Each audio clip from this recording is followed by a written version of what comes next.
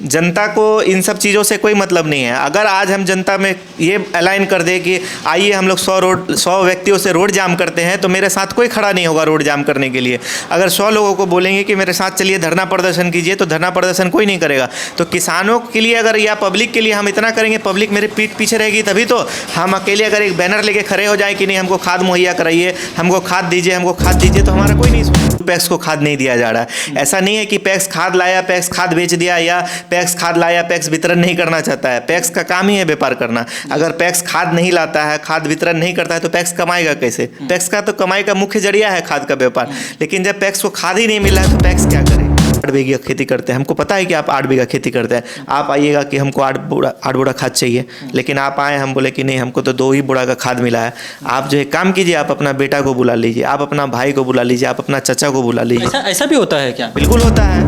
वो को जो है एक किसान जो धान बेचता है, तो उनको मतलब कितने दिन में पैसे मिल जाएंगे? देखिए नियमता तो है कि 48 घंटे के अंदर। 48 घंटे, वही चीज़ मैं सवाल करना चाहता हूँ कि 48 घंटे में मिलना चाहिए, लेकिन यहाँ पे किसान को मिलता है 48 घंटे में? जी, हमारे दिघल बैंक पैक्स में जो है हमारा रिकॉर्ड है कि हम लोग 48 घंटा में पेमेंट कर देते हैं। ये हमारा रिकॉर्ड है। मनीष जी, मतलब आप जो ये राजनीतिक में आने के लिए आ रहे हैं, या कि किसान को मतलब सोच कर आ रहे हैं कि किसान का कुछ सहायता होगा, या फिर किसान को मेरे जरिए किसान को मतलब ये मिलेगी, कुछ राहत मिलेगी? नहीं, मैं आपको बता देता हूँ, पैक्स कहीं से भी राजनीति नहीं। कुल मिला के अगर देखा जाए यहाँ पे आबादी मतलब जितना है उनके अकॉर्डिंग मतलब बराबर सबका हिस्सेदारी। एक अभी देखिए कि राजनीतिक में चल रहे हैं कि जिसकी जितनी आबादी उसकी उतनी हिस्सेदारी।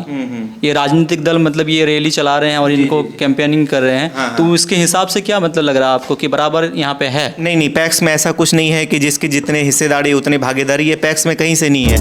पैक्स में नैनो का हम लोगों ने प्रचार प्रसार किया। हालांकि स्टार्टिंग में नैनो में भी कुछ खामियां थी। नाइट्रोजन उसमें मात्र 5% था। आज की डेट में नाइट्रोजन उसको बढ़ा के 20% कर दिया गया है। तो नाइट्रोजन अब जो है नैनो यूरिया का भी इस्तेमाल करा जा सकता है।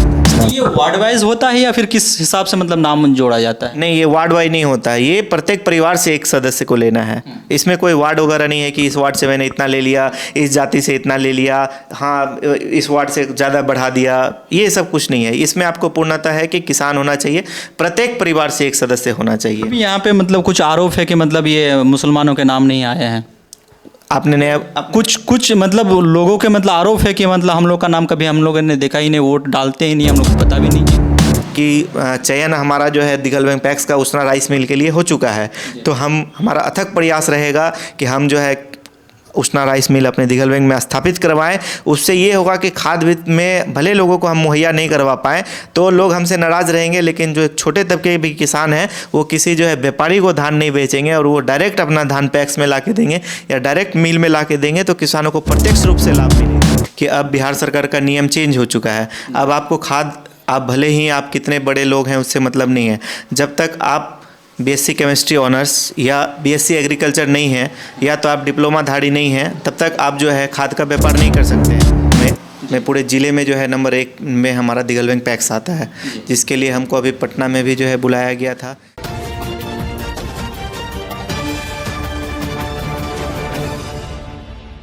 जय हिंद। आप देख रहे हैं द मीडिया लाइव और मैं हूं आपके साथ इकराम।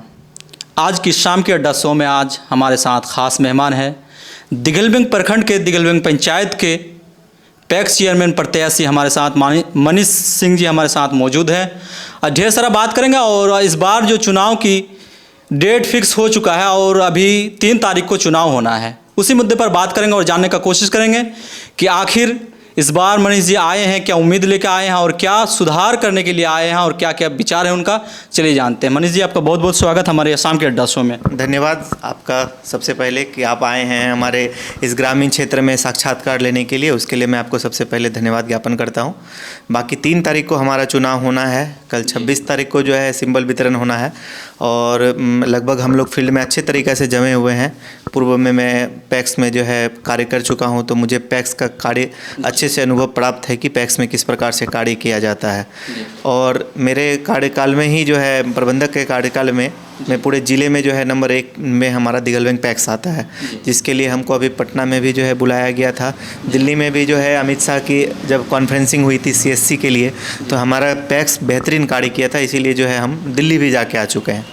फिर भी मनीष जी मतलब एक सवाल करना चाहूँगा कि यहाँ पे लोगों का मतलब ये आरोप है कि खाद सही टाइम पे नहीं मिलता है? देखिए, जो बात रही खाद की, तो सबसे पहले जो है मेरे पिताजी जो हैं पूर्व में चेयरमैन थे, तो खाद की जो है आप लोगों मीडिया में आप लोगों को पता है, को जानकर खुशी होगी कि हमें पहले लगा था कि पूर्णिया प्रमंडल स्तर पे ही सिर्फ मेरे दिगलबैंक का चयन हुआ है, लेकिन बिहार में जो है पहला मिल का प्रस्ताव जो है दिगलबैंक पैक्स का ही गया है, क्योंकि उस पैक्स का राइस मिल का जो है लागत 10 करोड़ रुपया है कि अब बिहार सरकार का नियम चेंज हो चुका है। अब आपको खाद, आप भले ही आप कितने बड़े लोग हैं उससे मतलब नहीं है, जब तक आप बीएससी केमिस्ट्री ऑनर्स या बीएससी एग्रीकल्चर नहीं है या तो आप डिप्लोमा धारी नहीं हैं, तब तक आप जो है खाद का व्यापार नहीं कर सकते हैं।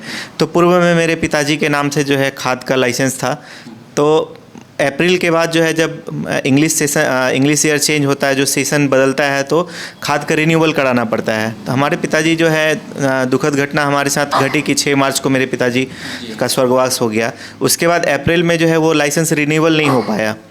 उसके बाद ऐसा होता है कि जो कार्यकारिणी में लोग जीत के आते हैं उन्हीं के नाम से आप लाइसेंस ले सकते हैं, बाकी लोगों का आप नाम से लाइसेंस नहीं ले सकते हैं। तो हमारे जो कार्यकारिणी के अध्यक्ष थे वो श्री राजीव कुमार थे, तो वो भी जो है बीएससी केमिस्ट्री ऑनर्स से क्वालिफाई नहीं थे, जिसके वजह से खाद नहीं आ पाई। तो विगत 2 वर्षों से हमारे पैक्स में तो खाद का लाइसेंस ही नहीं है, तो आमजनों को ये चीज़ पता नहीं है, तो आमजन ये शिकायत रखते हैं। दूसरी बात है कि हम लोग जो है सिर्फ इफ़को का खाद बेच सकते हैं पैक्स के थ्रू। अब तक जो है सिर्फ किशनगंज ज़िले में सिर्फ इफ़को का खाद बिकता है। इफ़को का खाद का जो वितरण था पहले, वो अब पहले के मामले में अब जो है लगभग 800% तक घटा दिया गया है। जो आवंटन हम लोगों का था पहले, अगर हमें 100 बोरा मिल रहा था, तो आज के डेट में जो है 800% घटा के मोटा मोटी आपको 16 से 17 बैग पे ला के रख दिया है। तो ये समस्या है, जिसके वजह से कि सिर्फ ये दिगलबैंक पैक्स का ही समस्या नहीं है, और भी पैक्स में जो है इस खाद नहीं आ पा रहा है अभी।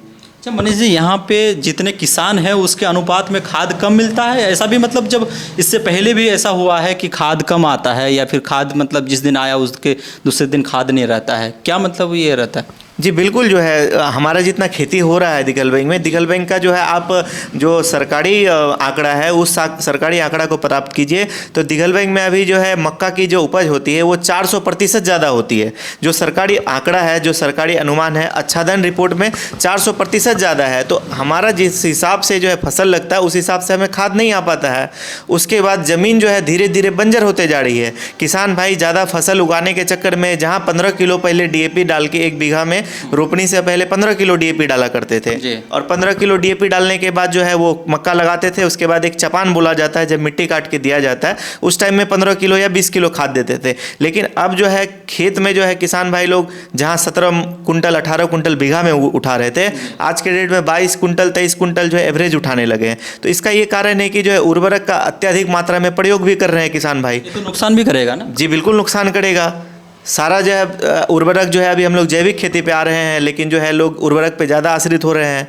पैक्स में हमारा जो है नैनो यूरिया के लिए आया, नैनो का हम लोगों ने प्रचार प्रसार किया। हालांकि स्टार्टिंग में नैनो में भी कुछ खामियां थी, नाइट्रोजन उसमें मात्र 5% था। आज की डेट में नाइट्रोजन उसको बढ़ा के 20% कर दिया गया है। तो नाइट्रोजन अब जो है नैनो यूरिया का भी इस्तेमाल करा जा सकता है।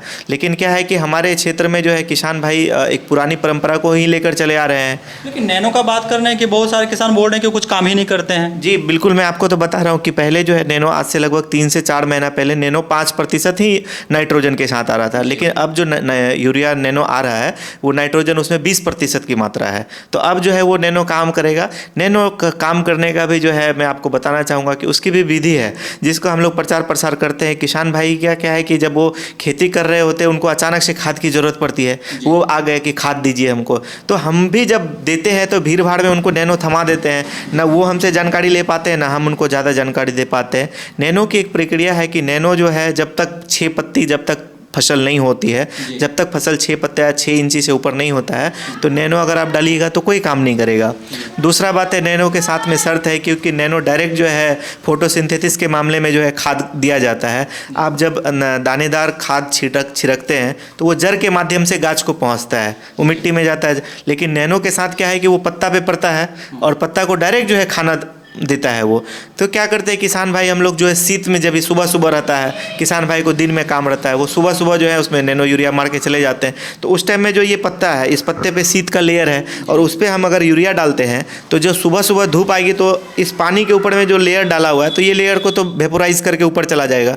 उसी के वजह से जो है यूरिया काम नहीं करता है। बाकी नैनो का जो है 20% है वो अच्छे से काम करेगा, बहुत बढ़िया से काम करेगा। मनीष जी, आपने शायद पहला बार चुनाव लड़े हैं। जी। आप मतलब क्या उम्मीद लेकर आए हैं और क्या बदलाव करना चाहते हैं और क्या मतलब सोच के आए हैं? देखिए, ये सच में मेरा पहला चुनाव है। पहले मैं मतलब मुझे राजनीति, मेरा पारिवारिक बैकग्राउंड राजनीति का है, लेकिन राजनीति मतलब मुझे उतना पसंद नहीं था। मैं भी पढ़ाई लिखाई करके मैं बीएससी एग्रीकल्चर किया, मैंने फार्मेसी में डिप्लोमा किया है, फिर आज के डेट में मैं बैचलर कर रहा हूँ फार्मेसी से। तो मुझे पसंद नहीं था, परंतु पापा के गुजर जाने के बाद जब पैक्स में आया तो मैंने देखा कि पैक्स का दायरा बहुत बड़ा है और पूरा पूर्णिया मंडल में जो है ये पैक्स हम लोग उस हिसाब से काम नहीं कर रहा जिस हिसाब से पैक्स को काम करना चाहिए। तो जब हमको अन्य विभिन्न प्रकारों के मीटिंग में जब पटना बुलाया गया, दिल्ली गए, तो आप जब नए जगह जाते हैं तो आपको नई चीज़ें देखने को मिलती है। तो जब हम वहाँ गए तो हम लोगों को बहुत कुछ पता चला कि पैक्स में इतना कुछ हो सकता है। तो पैक्स एक आपका जो है व्यापार का दरिया बढ़ा सकता है, पैक्स किसानों को भला कर सकता है। तब मेरे मन में आया कि नहीं, पैक्स में जो है सहकारिता में मेरा भी कदम अगर डालेंगे, अगर खुद से कदम हम डालते हैं। मनीष जी, मतलब आप जो ये राजनीतिक में आने के लिए आ रहे हैं या कि किसान को मतलब सोच कर आ रहे हैं कि किसान का कुछ सहायता होगा या फिर किसान को मेरे जरिए किसान को मतलब ये मिलेगी, कुछ राहत मिलेगी? नहीं, मैं आपको बता देता हूँ, पैक्स कहीं से भी राजनीति नहीं है। पैक्स आपको पूर्णतः सहकारी, फिर भी राजनीतिक तो हो रही है ना, चुनाव हो रहा है तो राजनीतिक ही है। देखिए, ये चुनाव जो है एक संवैधानिक प्रोग्राम है। ये है आपके जितने भी वोटर हैं, सभी वैध वोटर हैं, उसमें से एक को 5 साल का कार्यकाल मिलता है। जी, चुनाव है, परंतु मैं पैक्स को जो है राजनीति के तौर पे नहीं जोड़ूंगा। हमें कोई राजनीति करने के लिए कोई फंड नहीं मिलता है या राजनीति हमें प्रक्रिया के लिए कुछ आती नहीं है। ये पूर्णतः जो है किसान से जुड़ा हुआ है। पैक्स का जो है फुल फॉर्म ही है प्राइमरी एग्रीकल्चर क्रेडिट सोसाइटी, प्राथमिक कृषि साख समिति। तो हमारा ये जो है पूर्णतः जो है कृषि से आधारित है। और हम लोग अगर नवयुवक आएंगे, आज की जो है ज़माना पूरा बदल गया है, पैक्स में बहुत चीज़ें आने लगी है, तो पैक्स को जो है एक नवयुवक चला पाएगा। इसीलिए जो है मैं अपने यहाँ ही नहीं, हर जगह पे जो है नवयुवकों को आना चाहिए पैक्स में।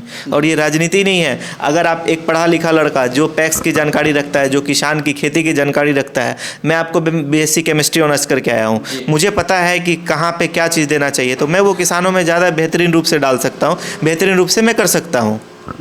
अच्छा, और एक सवाल है कि यहाँ पे जो वोटिंग करते हैं, ऐसा कौन जनता होता है जो जिसका मतलब वोटर लिस्ट में नाम आता है ये इस चुनाव में? देखिए, पैक्स में जो नियम है, पैक्स में नियम है कि प्रत्येक परिवार से एक सदस्य जो है पैक्स के वोटर होंगे। प्रत्येक परिवार से एक होंगे जो कि कृषक हो और जो है सरकारी नौकरी में ना हो, उनका हमको पैक्स का ये करना है। लेकिन जो है पूर्व से चलते हुए आ रहा है कि जो एक परिवार से 2 लोग 3 लोग, ऐसा ये नाम जुड़ा हुआ पूर्व से आ रहा है। और क्योंकि जो है हमारे पैक्स में, दिघल बैंक पैक्स में पूर्व में जो है निर्वाचित अध्यक्ष नहीं थे, कार्यकारिणी अध्यक्ष थे, तो इसीलिए जो है वो पूर्व अध्यक्ष को, कार्यकारिणी अध्यक्ष को हक भी नहीं था कि नाम को नामांतरण कर सके या एक्स्ट्रा नाम को उधर उधर से चढ़ा के जोड़ सके उसमें। लेकिन अभी तो था ना इस चीज़ को कि नया नाम जोड़ने का मतलब प्रक्रिया तो चला। नया प्रक्रिया में हम लोग दिघल बैंक पैक्स में 427 नाम नया जुड़ा है, जो कि किसानों का ही है 427 नाम। ये वार्ड वाइज होता है या फिर किस हिसाब से मतलब नाम जोड़ा जाता है? नहीं, ये वार्ड वाइज नहीं होता है, ये प्रत्येक परिवार से एक सदस्य को लेना है। इसमें कोई वार्ड वगैरह नहीं है कि इस वार्ड से मैंने इतना ले लिया, इस जाति से इतना ले लिया, हाँ इस वार्ड से ज़्यादा बढ़ा दिया, ये सब कुछ नहीं है। इसमें आपको पूर्णतः है कि किसान होना चाहिए, प्रत्येक परिवार से एक सदस्य होना चाहिए। यहाँ पे मतलब कुछ आरोप है कि मतलब ये मुसलमानों के नाम नहीं आए हैं। आपने नया कुछ मतलब लोगों के मतलब आरोप है कि मतलब हम लोग का नाम कभी हम लोगों ने देखा ही नहीं, वोट डालते ही नहीं, हम लोग को पता भी नहीं है। तो वो हो सकता है कि पैक्स के मतलब पैक्स के प्रति रुचि नहीं रख रहे हों। अगर कोई ये मुसलमान बोल रहा है कि नहीं मेरा नाम नहीं जुड़ा है या कुछ भी हुआ है, 423 नया जो नाम हम लोगों का जुड़ा है उसमें हमारे 70 से 72 जो है मुस्लिम और शेरशाहवादी भाइयों का नाम जुड़ा है। आंकड़ा बताइए आपके कितने यहाँ पे वोटर हैं? हमारे यहाँ अभी 2683 वोटर हैं। 2683 में से मुस्लिम कितने हैं और कितने मतलब ST SC या मतलब कितने क्या है? हमारे पास जो है लगभग 400 में जो है मुस्लिम शेरशाहवादी, ये 400 में मिला के है।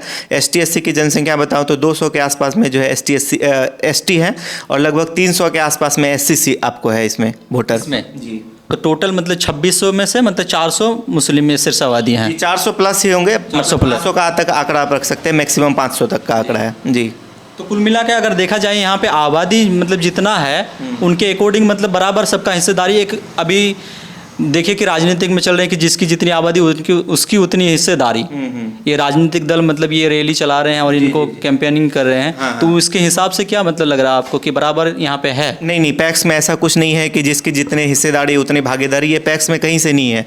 पैक्स में है कि एक परिवार से आपको जो है एक सदस्य को लेना है, ठीक है। अब किसी परिवार का एक है, अगर उनका 10 लड़का हो गया है और किसी का है कि एक लड़का है तो एक लड़का का लेगा, तो वहाँ 10 लड़का है तो उसका भी एक ही को लेना है। ये नहीं है कि किसी की कोई आबादी ज़्यादा है तो उसके हिसाब से हिस्सेदारी ज़्यादा होना चाहिए। ये पैक्स में नहीं है कहीं से भी। पैक्स में है कि आप प्रत्येक परिवार से एक सदस्य आपके जो है सदस्य रहेंगे, पैक्स के जो रहेंगे, और वो भी जो कृषि से जुड़े हुए हैं। ये नहीं कि हम आप आए हैं, आप पत्रकारिता से जुड़े हुए हैं, आप बोलेंगे कि नहीं मेरा नाम पैक्स में होना चाहिए, तो ये कहीं से नहीं है जी।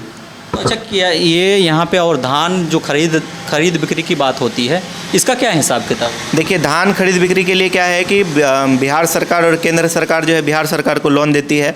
वो केंद्र सरकार बिहार सरकार को लोन देती है। उसके बाद बिहार सरकार जो है कोऑपरेटिव बैंक के माध्यम से वो हम लोगों के पास में भी जो है एक्स्ट्रा लोन देती है।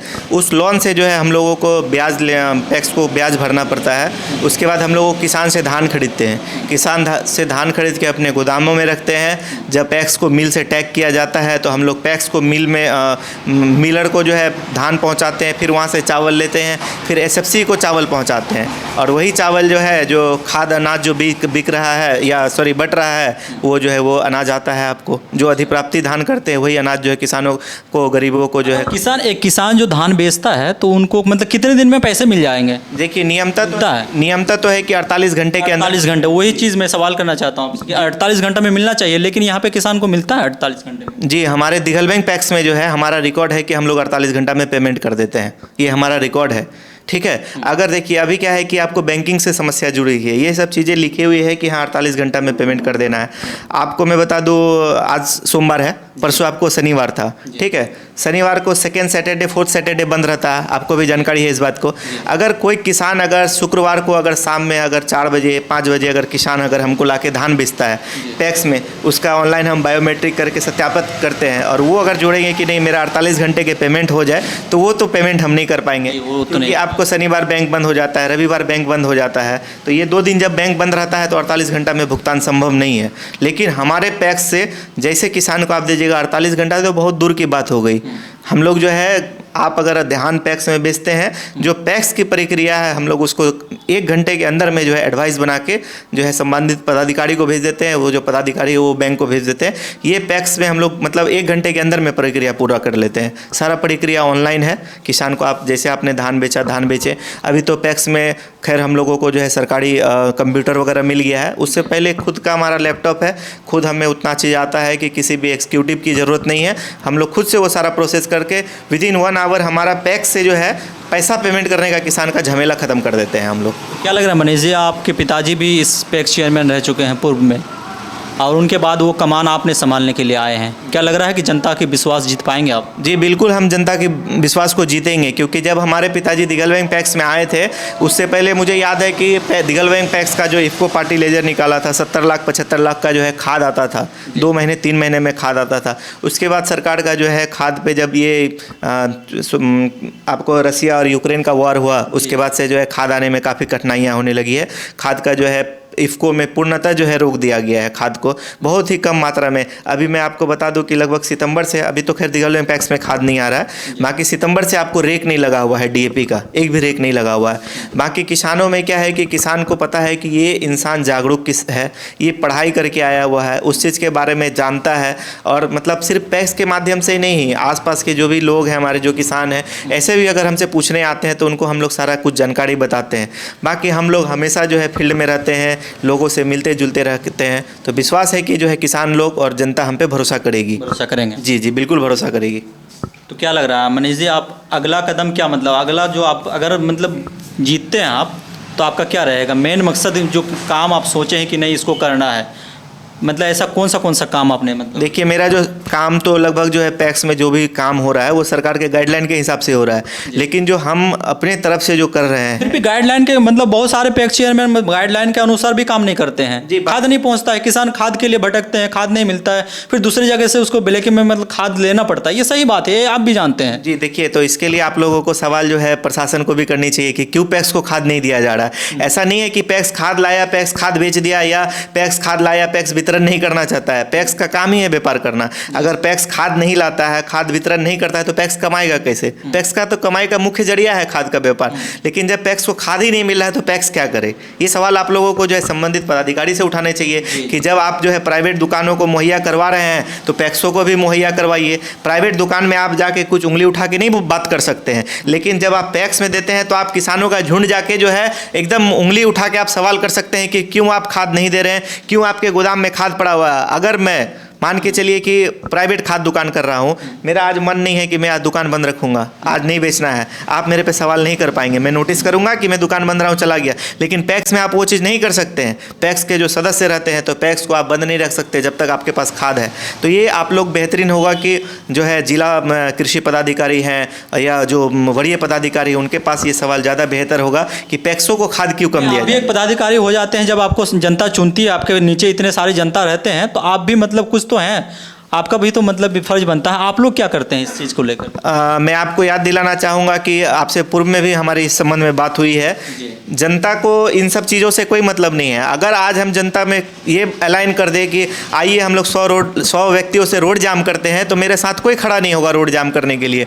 अगर 100 लोगों को बोलेंगे कि मेरे साथ चलिए धरना प्रदर्शन कीजिए, तो धरना प्रदर्शन कोई नहीं करेगा। तो किसानों के लिए अगर या पब्लिक के लिए हम इतना करेंगे, पब्लिक मेरे पीठ पीछे रहेगी, तभी तो हम अकेले अगर एक बैनर लेके खड़े हो जाए कि नहीं हमको खाद मुहैया कराइए, हमको खाद दीजिए, हमको खाद दीजिए, तो हमारा कोई नहीं सुनेगा। तो पब्लिक के बीच में हम लोग बहुत बार ये चीज़ कर चुके हैं कि बैठिए, कम से कम ब्लॉक का हम लोग घेराव करते हैं, शांतिपूर्ण जो होता है कानूनी रूप से नोटिस दे के हम लोग धरना प्रदर्शन कर रहे हैं कि भैया खाद नहीं मिल रहा है। लेकिन कोई भी किसान इस चीज़ में इच्छुक नहीं है। किसान सोचते हैं एक दिन इधर हम समय देंगे, उससे अच्छा आ जाते हैं फलना जगह से खाद लेके आ जाएंगे, हो जाते हैं चारे तो बोरा लाना है, बंगाल चल जाते हैं, बंगाल से खाद लेके आ जाते हैं। तो ये समस्या तो किसानों के साथ में भी है ना, यानी कि यहाँ के जागरूकता कम है। जी बहुत जागरूकता कम है। आप बताइए कि जो अभी जो किसान आंदोलन हुआ, इतनी बड़ी बड़ी चीज़ें केंद्र सरकार से बनवा सकते हैं, हमारा क्या दिघलबैंक प्रखंड में इतना नहीं कर सकते हैं कि जो है एक दिन सारा जो है धरना प्रदर्शन कर दे या एक दिन का अन्न त्याग कर दे, सारा किसान जाके बैठ जाए कि भैया हमको खाद मुहैया करवाइए, चाहे जहाँ से मुहैया करवाइएगा।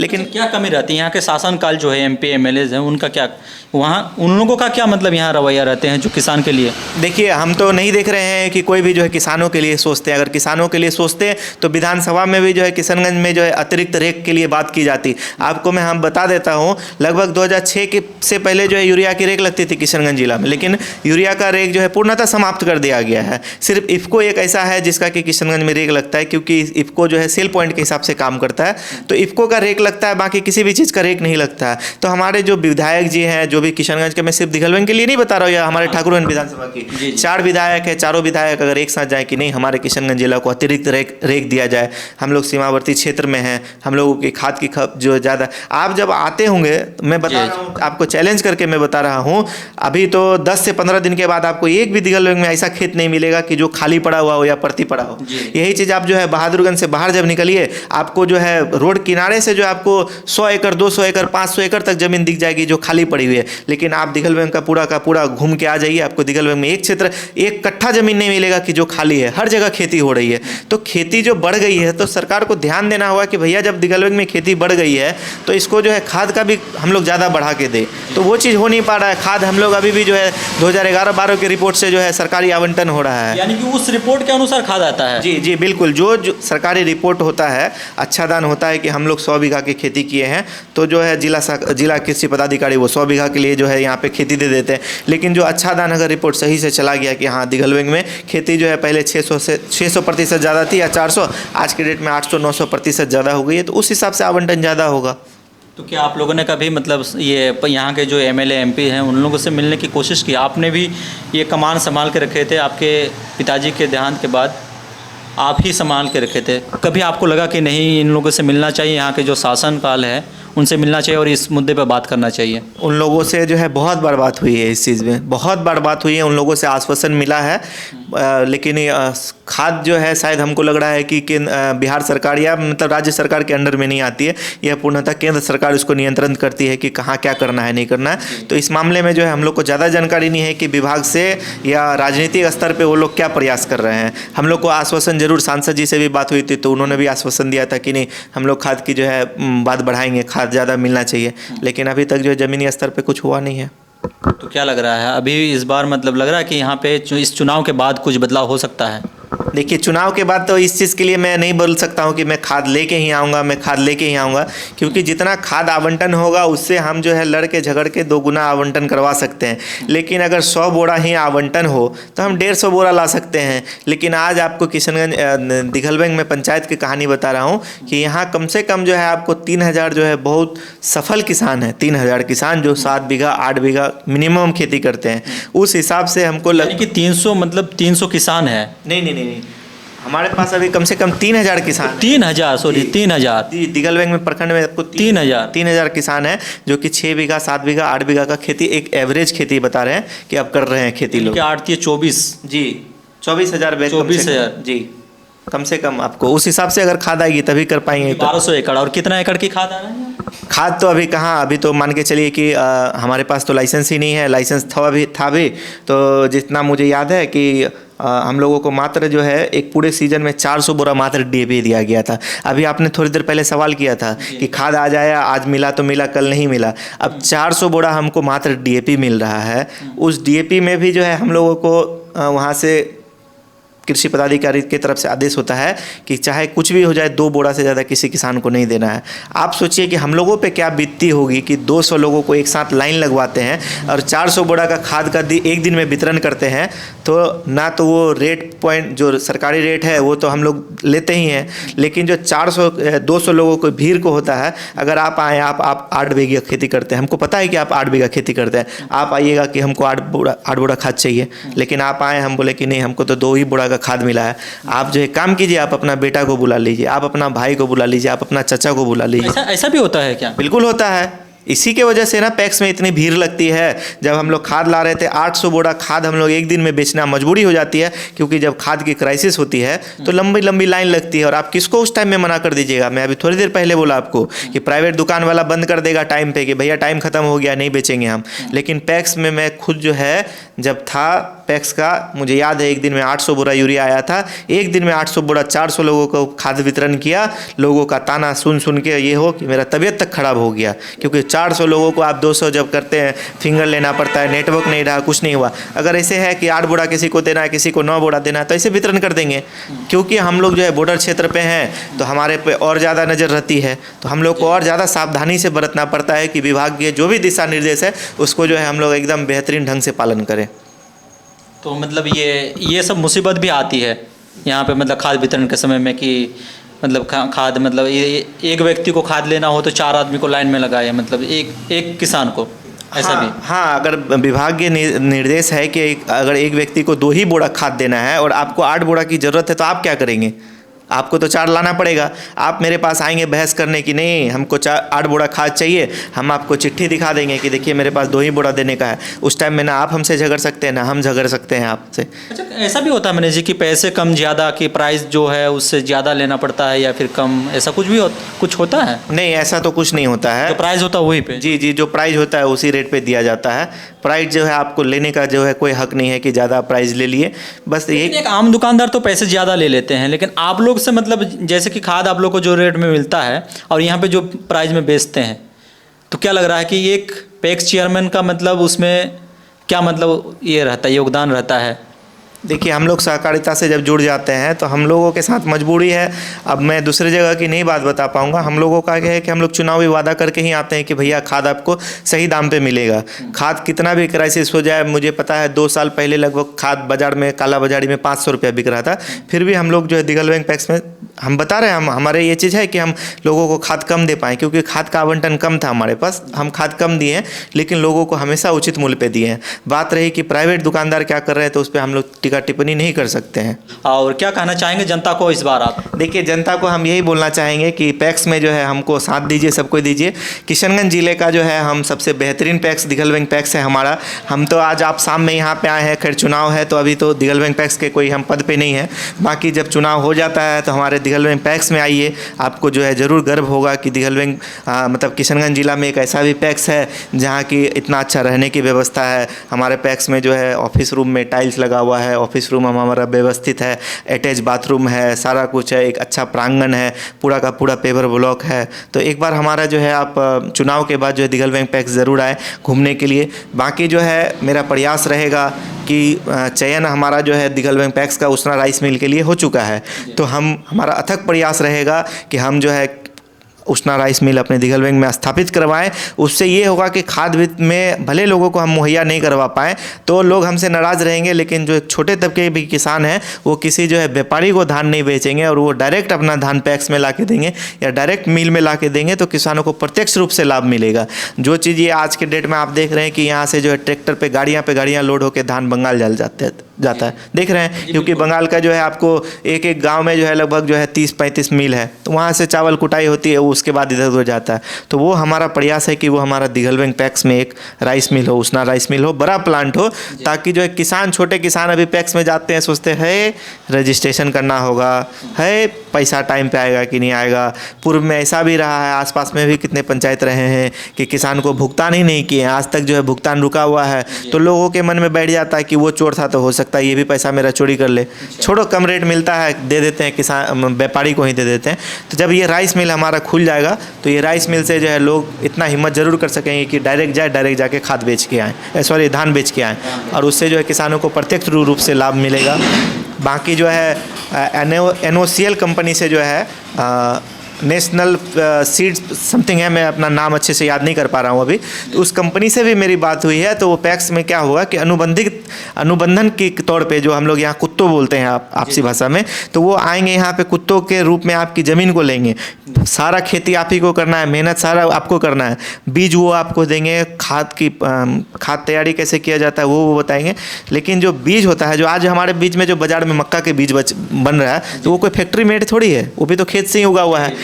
आप जब मकई बेचने जाते हैं आपको 20 रुपये किलो मकई का दाम मिलता है, लेकिन आज आप जब खरीद के ला रहे हैं तो आपको 400 रुपये से किलो, मतलब ये मैं सबसे सस्ता बता रहा हूँ कि 400 रुपया किलो। एवरेज जब जाएंगे आप 600-700 रुपया अच्छी कंपनी के बीज में जाएंगे तो 600-700 रुपया लेगी। तो हमारी जो है बड़ी कंपनियों से भी बात हुई है, जब पटना का हम कॉन्फ्रेंस में गए थे तो वहाँ हमारी कंपनी से बात हुई, वो आएंगे। लगभग जो है हम लोग फर्स्ट ट्रायल में लगभग जो है 100-200 बीघा खेती का हम लोगों ने वो करके रखा है कि सारा फसल वो उगाएंगे। फसल में जो है किस प्रकार से जो है कीटनाशक देना है, किस प्रकार से जो है उसमें खरपतवार नाशक देना है, सारा कुछ वो लोग डिसाइड करेंगे, बस आपको खटना है। और जब आपका मकई ये होगा तो बाज़ार का जो है मूल्य से, अत्यधिक मूल्य से वो खरीद के लेके चल जाएंगे। अच्छा मनीष जी, एक सवाल मेरा छूट गया था कि एक पैक्स चेयरमैन का क्या क्या काम होता है? जी मैं पैक्स का जो है बहुत बड़ा दायरा है, ठीक है, और पैक्स चेयरमैन का क्या होता है, उसके अंदर में जो मुख्य काम आते हैं वो, जी मैं बता रहा हूँ।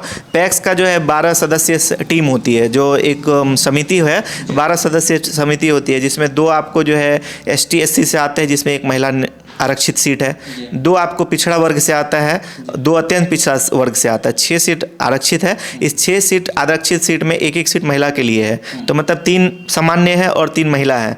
बाकी जो है 5 और सीट है, तो 3 उसमें पुरुष है, 2 महिला है। तो ये 12 के 12 कमेटी हैं और उसमें अध्यक्ष जो है उसका सर्वे सर्वा है। तो कमेटी जो भी पास करेगी उसका जो है सिग्नेटरी पावर वो अध्यक्ष के पास होता है। अध्यक्ष ही जो है क्या नया काम पैक्स में करा जा सकता है। अभी तक लोग जो जान रहे हैं पैक्स को, सिर्फ जान रहे हैं कि पैक्स में खाद नहीं आया, पैक्स धान नहीं लिया, इससे ज़्यादा कोई कुछ नहीं जान रहा है। लेकिन जब हम लोग पैक्स में आएंगे, अभी आपको हम बताएं कि हम जो है फार्मेसी में डिप्लोमा कर लिए हैं, हमारा दिघलबैंक पैक्स में जन औषधि केंद्र भी हम लोग स्थापित करने वाले हैं, ठीक है। हमारा जो है दिघलबैंक पैक्स पेट्रोल पंप के लिए भी अप्लाई किया था, लेकिन जो है किशनगंज जिला में जिस श्रेणी से पैक्सों को एक आरक्षण मिला था, वो श्रेणी से किशनगंज जिला में हमारा वो आवंटन नहीं आया था। बाकी जो है हमारा दिघलबैंक पैक्स कल के डेट में जो है गैस वितरण भी करेगा। जो अभी जो आप गैस खरीदते हैं, किसी के यहाँ से गैस खरीद रहे हैं, वो आपको पैक्स के माध्यम से मिलेगा। पैक्स आपको फ्री होम डिलीवरी आपके घर में देगा, बिना किसी अतिरिक्त रुपया के। जो सरकारी राशि वो भुगतान करेंगे, आपका पैक्स जो है आपके घर तक गैस पहुँचाएगा। तो ऐसी बहुत सारी चीज़ें हैं जो पैक्स अध्यक्ष का अगर मजबूती रहा करने का तो पैक्स अध्यक्ष कर पाएंगे, और नहीं तो बाकी आप तो देख ही रहे हैं बहुत सारे पैक्स अध्यक्ष हैं धान का कारोबार करके ही जो है लूट जा रहे हैं, बर्बाद हो जा रहे हैं। तो इस बार मतलब आप उम्मीद लगाए हैं कि ये सारे काम होगा? जी मैं तो प्रयास करूंगा कि मैं सबसे ज़्यादा मेरे लिए महत्वपूर्ण है राइस मिल। दिगलबैंक पैक्स में राइस मिल का स्थापना बहुत। इस राइस मिल के लिए आपने किसी बड़े पदाधिकारी या फिर बड़े पॉलिटिशियन से बात की है? नहीं, पॉलिटिशियन से तो बात करके कोई फ़ायदा है नहीं। पॉलिटिशियन मेरा काम भले क्यों करेंगे, हमारा जो है विभाग के पदाधिकारियों से बात हो रही है। आपको जानकर खुशी होगी कि हमें पहले लगा था कि पूर्णिया प्रमंडल स्तर पे ही सिर्फ मेरे दिगलबैंक का चयन हुआ है, लेकिन बिहार में जो है पहला मिल का प्रस्ताव जो है दिगलबैंक पैक्स का ही गया है, क्योंकि उस पैक्स का राइस मिल का जो है लागत 10 करोड़ रुपया है। मैं आपको बताऊँ कि 10 करोड़ रुपया लागत किसको लगाना होगा? जी वही चीज़ मैं बता रहा हूँ। तो 10 करोड़ रुपया में 5 करोड़ रुपया सरकार सब्सिडी देगी, बचे 5 करोड़ रुपये। 5 करोड़ में 3 करोड़ रुपया सरकार जो है समिति के ऊपर में लोन करेगी। जो तो समिति क्या हुआ कि ये जो 2683 जितने भी सदस्य हैं ये उनका एक कमेटी है, उस समिति पे जो है लोन होगा वो, ठीक है। कल के डेट में मान के चलिए 2 मिनट के लिए हम चेयरमैन नहीं रहे तो अगर वो लोन रहा तो वो सबके ऊपर में रहेगा, हम चेयरमैन पद में रहे नहीं रहे लेकिन हमारे ऊपर में लोन रहेगा, ठीक है। बाकी 2 करोड़ रुपया जो है समिति को खुद से लगानी है। जैसे हम अध्यक्ष बनते हैं तो ये 2 करोड़ रुपया हम खुद से जुटाएं, आपसे मांगें, जो अन्य सदस्य हैं उनसे अमानत के तौर पर ले, तो ये 2 करोड़ हमको खुद लगा के वो स्थापित करना है। तो ये 10 करोड़ की लागत है, और इसीलिए जो है बहुत सारे पैक्स पैर कदम पीछे खींच लिए कि 2 करोड़ रुपया खुद से लगाना है। अगर सरकारी राशि 10 करोड़ की 10 करोड़ मिल जाए तो ये बात बोल रहे हैं कि बहुत सारे पैक्स चेयरमैन मतलब इससे 2 कदम पीछे हट गए। ये भी बात है कि मतलब कोई पैक्स चेयरमैन क्यों चाहेगा कि मेरा नाम पे लोन हो? ऐसा भी होता है? जी बिल्कुल है ना, सिर्फ लोन की बात नहीं है ना। लोन अगर होगा तो पूर्व के पैक्स चेयरमैन लोग जो है लोन छोड़ के गए। हम लोग, हमारे पिताजी जब बन गए तो हमारे लिए लोन था। तो लोन जो होता है चेयरमैन के नाम से नहीं होता, लोन होता है पैक्स के नाम से। पैक्स का नाम, पैक्स के नाम से होता है लोन। इसमें जो चेयरमैन बनेंगे उन्हीं को भरना, लोन उन्हीं को भरपाई करना होगा, ठीक है। तो कोई भी जो है अभी जो नया है तो लोन लेने का बात रहता तो सबको हाथ खड़ा कर देते कि हमको चाहिए राइस मिल, हमको चाहिए। इसमें 2 करोड़ रुपया आपको अपने घर से लगाना है। 2 करोड़ जो आपको घर से लगाना है तो वो कोई नहीं राजी है। लोगों का कहना है भैया 2000 का तो हम अपना 2 करोड़ का दूसरा बिजनेस नहीं कर लेंगे जो हम पैक्स में पैसा लगाएंगे, 2 करोड़ में हम तो ब्याज पे दे देंगे, 2 करोड़ में तो हम एक फलना चीज़ का बिजनेस कर लेंगे। तो कोई भी लोग इसमें इच्छुक नहीं है। तो सिर्फ दिगलबैंक पैक्स ही इसमें इच्छुक था, क्योंकि ये हो ताकि हमारे किसान लोगों को जो है भलाई हो। और आपको भी पता है कि पैक्स, जब आज हम लोग पैक्स में मजबूर हैं, हम लोग जो है राइस मिल नहीं है अपना, बहुत दूर भेजना पड़ता है, सरकारी राशि कुछ है, मिलर कुछ लेता है। अभी भी 17 रुपया 18 रुपया कुंटल में हम लोगों को भाड़ा मिलता है। 17 रुपया 18 रुपया कुंटल क्या अब ढुलाई का रेट रह गया है?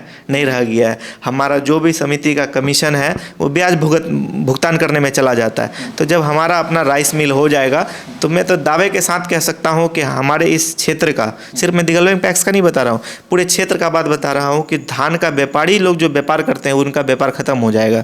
क्योंकि डायरेक्ट लोग आएंगे, अपना बेचेंगे, नगद पैसा लेके जाएंगे, या जो किसान पैक्स के माध्यम से बेचेंगे उनको हैंड टू हैंड तुरंत हम लोग उनके सामने में रिपोर्टिंग कर देंगे। व्यापारी जो खरीदते हैं उसका और ये पैक्स का मतलब प्राइस में कितना डिफरेंट आता है? जो सरकारी कीमत है हम लोग पैक्स पे तो उसी पे खरीदते हैं। बस हम लोग जो है सुख्तन का देखते हैं कि नमी की मात्रा कितनी है, और जो लोग बाज़ार से खरीदते हैं उनका प्राइस भी कम रहता है और वो लोग नमी वगैरह नहीं देखते हैं। तो किसान थोड़ा हम लोग से इसी बात से भड़कते हैं कि भैया आपके यहाँ आते हैं तो आप नमी चेक करते हैं, लेकिन हमारा गाइडलाइन है कि हमको नमी चेक करके ही धान लेना है।